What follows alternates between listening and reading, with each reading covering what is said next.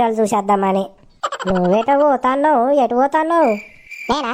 నేను ఈ గోదావరికం దాకా పోయేస్తాడా, ఫంక్షన్ ఉన్నది మా చుట్టాలది, పోయేస్తా. మరి నీ మొగుడు రాడా? నువ్వు ఒక్కదానే పోతాన్నావు?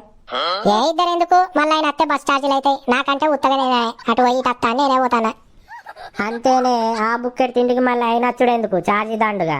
మనకంటేనే ఫ్రీగానేనా.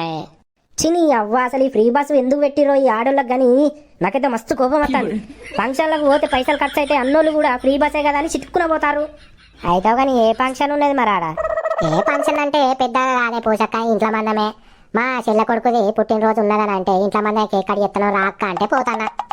చూసినవా అన్న, ఫ్రీ బస్సు లేక ముందుకు పెళ్లిలకు ఫంక్షన్లకు పిలిస్తే కూడా పోనోళ్ళు ఇప్పుడు చిన్న చిన్న వాటికి కూడా చిట్టుకుని ఉరుకుతారు ఫ్రీ బస్ అనుడితోనే. నా పిల్లం పోయి వారం అవుతుంది, ఇప్పుడు దాన్ని తీసుకురాని పోతాను. ఆడ ఎంత లొల్లు ఉన్నదో ఇప్పుడు నాకు. ఇప్పుడు మళ్ళీ తీసుకొస్తే ఏదైనా చిన్న లొల్లు అయితే మళ్ళీ చిట్టుకుని ఉరుకుతుంది కదా ఇంటికి. అయితే కానీ చీరేడ కొన్నో మంచిగా ఉన్నది. ఇది అలచ్చక్క, ఇది హైదరాబాద్ లో కొన్నా మొన్న పండుగకు నేను